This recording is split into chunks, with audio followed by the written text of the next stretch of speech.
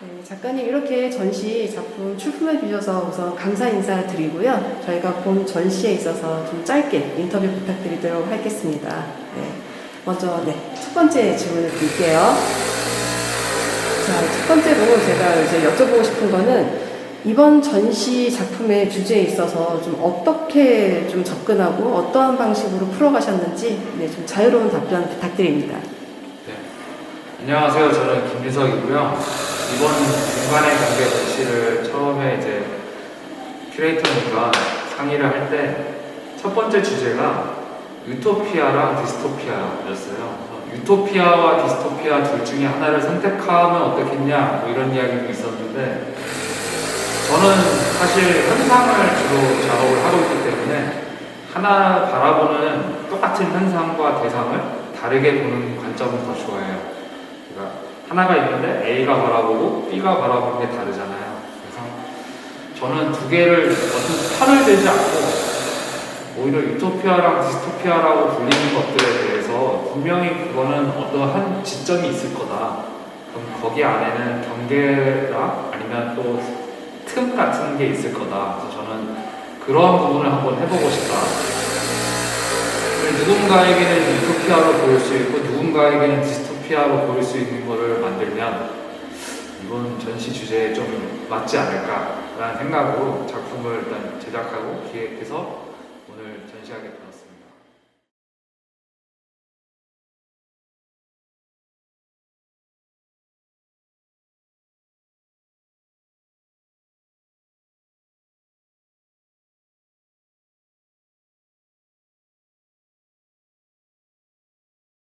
특히 이 데카르트 잠수부가 나중에 보니까 현재 10대 학생들의 교과서에도 나오고 또 과학적인 원리를 배우는 데에도 좀 유명한 어떤 그런 이제 콘텐츠가 될 수도 있는데요.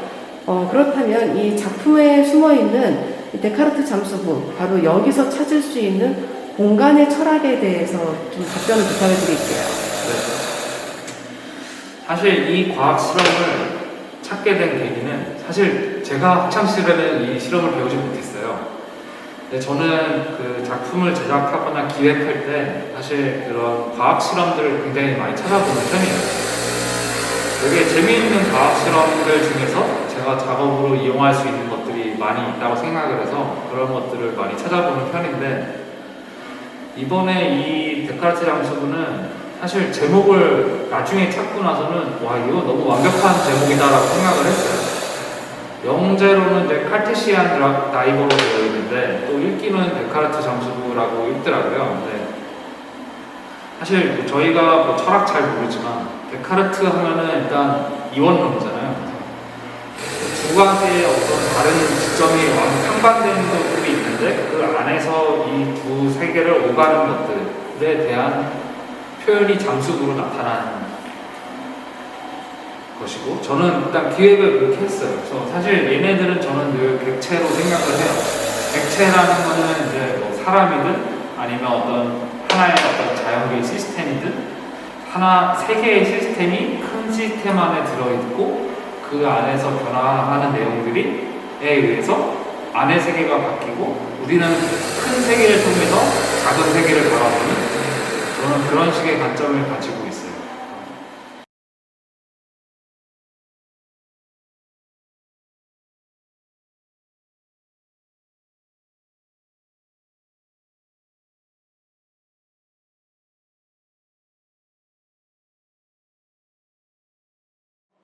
이제 김우석 작가님은 또 상업미술관하고 또 몇 차례 전시한 어떤 그 인연이 있어서 그동안의 작품들을 보면은 약간 아날로그적인 감성, 그리고 그 사이에서도 또 디지털적인 요소, 또 키네틱 아트의 요소, 이런 것들이 서로 좀 다양하게 맞물려 있는 것 같습니다.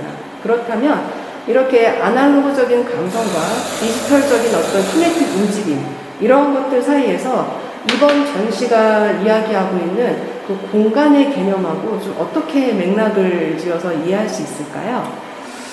일단 첫 번째로 아날로그랑 디지털이라고 얘기했을 때 지난번에 이 공간에서 전시했었던 작업은 디지털 작업이죠. 완벽한 디지털 작업이고 하지만 디지털 작업이지만 사람의 인지랑 이해하는 과정들을 역순으로 풀어서 다시 디지털로 보는 그런 식의, 결국에는 디지털이라고 해도 느끼는 사람으로서는 더 아날로그적으로 느낄 수도 있는 그런 작업이었고요.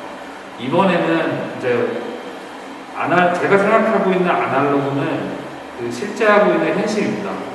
물리적인 현실.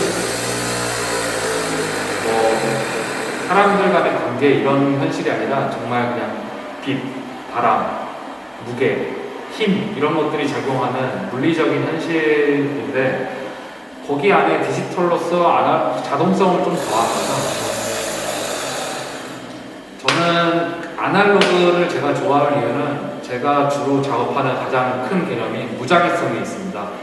디지털 세상에서는 무작위라는 게 있을 수가 없어요. 다 만들어지거나 가장 자연스럽게 보이게 만들어진 물리적인 무작위성인데, 사실 실제 세계와 그 다음에 사람, 생명체, 유기체에는 무작위성이 존재하고 있습니다.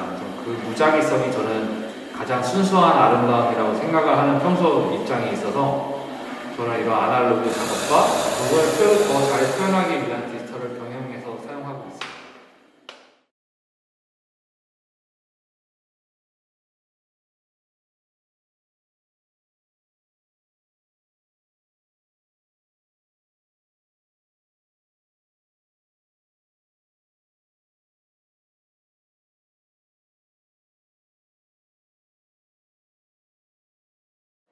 이번 전시에서 이야기하는 이 공간의 경계라는 이 의미에서 볼 때, 아무래도 이제 관람객들이 만약에 좀 이 작품을 현장에서 보게 될 기회가 있다면 좀 여기서 감상할 때 좀 특별한, 작가님이 원하시는 특별한 그 감상 포인트, 어떤 부분들이 있는지 간단한 답변을 좀 부탁을 드릴게요.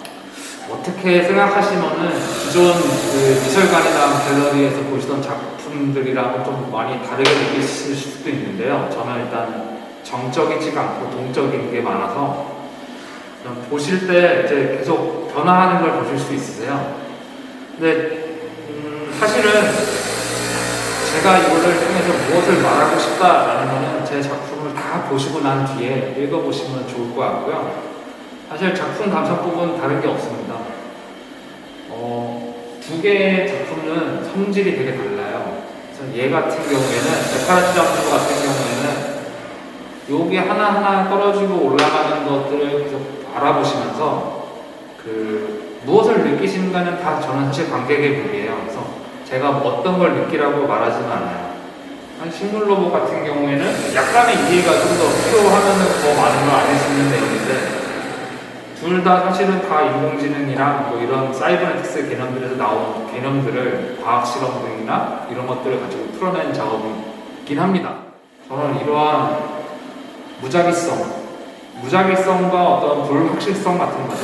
그런 영어로는 그냥 랜덤이라고 하면 너무 편한데, 사실 한국말이 잘 맞는 표현이 잘 없어요. 그래서 한국말로는 더 세분화해가지고 용도에 맞게 다 가리긴 하지만, 제가 생각하는 거는 이 무작위성들이 어떤 느낌으로 나한테 오는가, 내가 이 무작위성 안에서 어떤 패턴을 읽는가, 얘가 어떤 식의 움직임을 했을 때 나는 그걸 어떻게 느끼는가, 이런데 좀 생각을 가지고 있는, 차분하게 약간 관조해 주셨으면 하는 바람이 있습니다.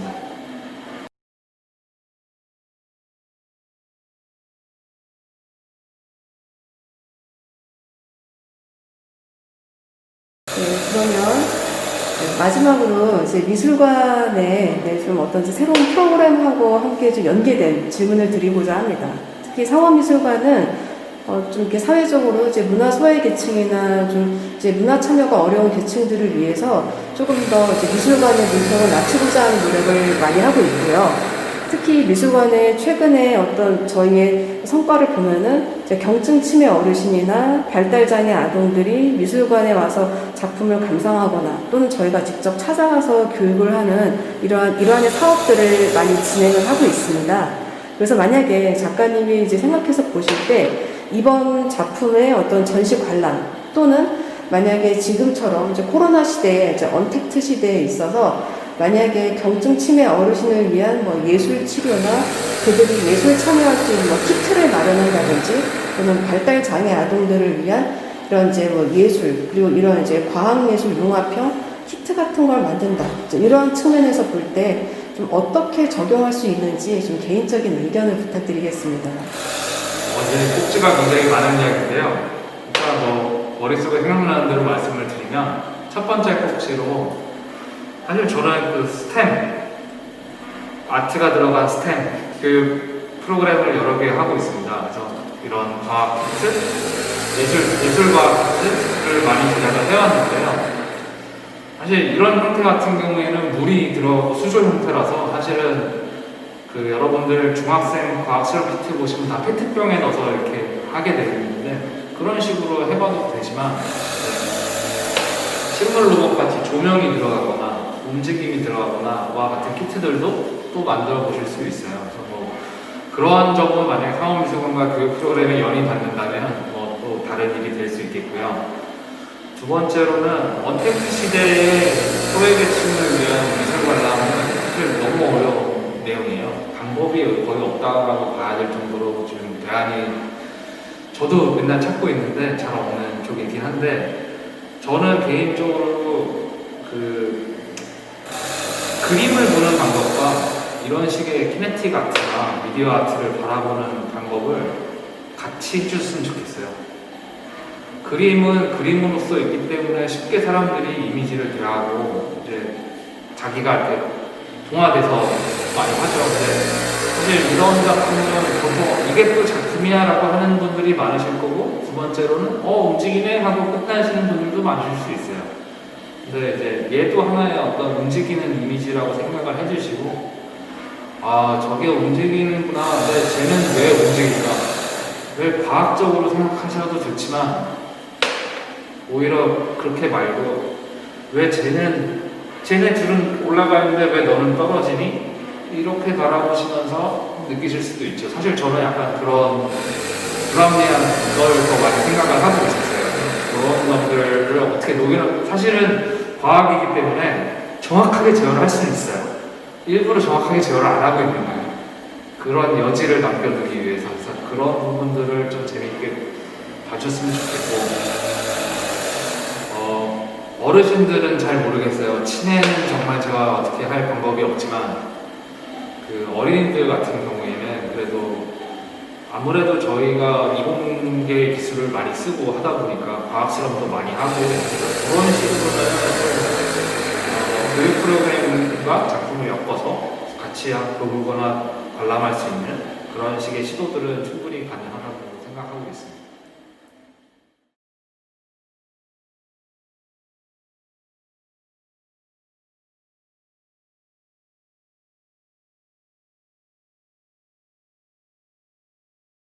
자, 이제 첫 번째 질문을 좀 드리고 싶은데요.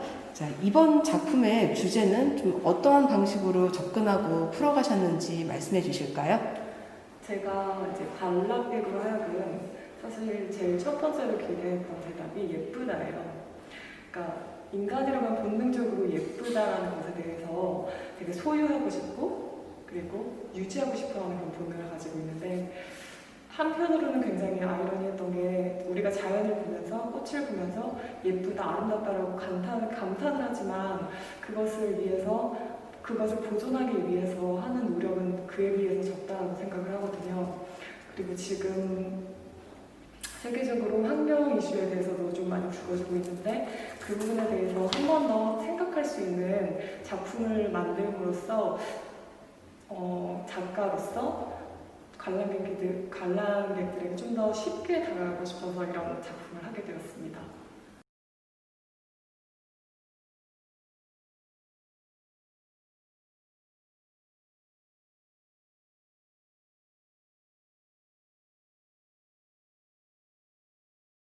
특히 작가님의 작품에서 좀 이렇게 초록 식물들이 많이 연출되고 다뤄진다는 점에서 아주 좀 특이한 매력이 있는 것 같습니다. 네, 그래서 이렇게 좀 이 작품 제작 방식을 이렇게 좀 접근하신 특별한 이유가 따로 있으실까요? 그러니까 특별하다는 말이 저한테는 굉장히 좀 어색하게 들리는데요. 그 이유가 사실 저는 항상 작업을 하면서 익숙하고 편안한 작업을 이제 추구를 해요. 제가 이런 작업을 하게 된 계기는 사실 아빠의 영향이 가장 커요. 저는 어렸을 때부터 아빠랑 같이 그러니까 화단에다가 꽃을 심고 정원을 가꾸고, 그리고 제일 중요하게 교육을 받았었던 게 이제 분리수거.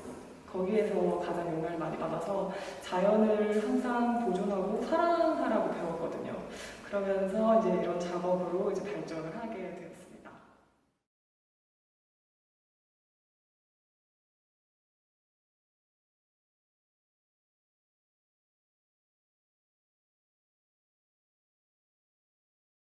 이제 본 작품에 있어서 이제 작가님이 이런 좀 이렇게 나름대로 생각하고 계시는 친환경 중심적인 요소라던가, 그리고 이렇게 전시 기획하는 팀들의 입장에서 보면 사람, 자연, 공간 이렇게 좀 복합적으로 생각을 할 수 있을 것 같아요. 그래서 이러한 부분들에 대해서 작가님의 좀 자유로운 의견을 한번 들어보고 싶습니다.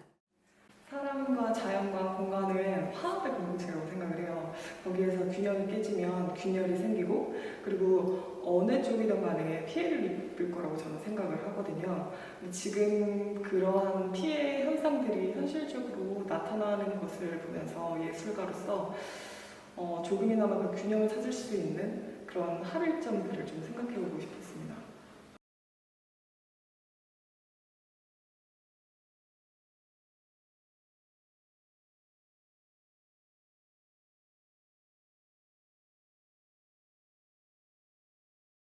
작가님의 작품을 보면서 이렇게 좀 치매를 앓고 계신 어르신들, 그리고 또 발달 장애 아동들에게 조금이나마 좀 이 치유의 이런 이제 기회를 또 마련할 수도 있을 것 같은데, 작가님의 작품 포인트를 어떻게 감상하면 좋을지, 그리고 또 문화 소외계층들에게 어떠한 또 이런 문화 향유의 기회를 주고 싶은지, 네, 더 짧은 답변을 부탁드립니다. 그러니까 현대인으로서 사실 가장 결여되어 있는 부분이 자연과의 접촉이라고 생각을 해요. 직접적인 접촉, 흙을 만진다든지, 나무를 꺾어본다든지, 나무를 심어본다든지. 근데 그런 곳으로부터 사실 치유는 시작이 된다고 생각을 하거든요. 그래서 사실 제가 가장 바라는 것은 눈으로 보면서 그 자연을, 그러니까 사실 이게 인조기 때문에 직접적으로 정말 진짜 자연을 제가 보여줄 수 있는 건 아니지만, 그러니까 녹색이 줄 수 있는, 그러니까 녹색이 뇌에 가장 편안한 영향력을 시키는 색인데, 그럼으로써 편안함을 일단 1차적으로 느낄 수 있을 것 같고, 그리고 저는 사실 가능하다면 사람들이 직접 만져보고 좀 옮겨보고, 그리고 그렇게 참여할 수 있는 그런 활동들이 있다면 저는 좋다고 생각합니다.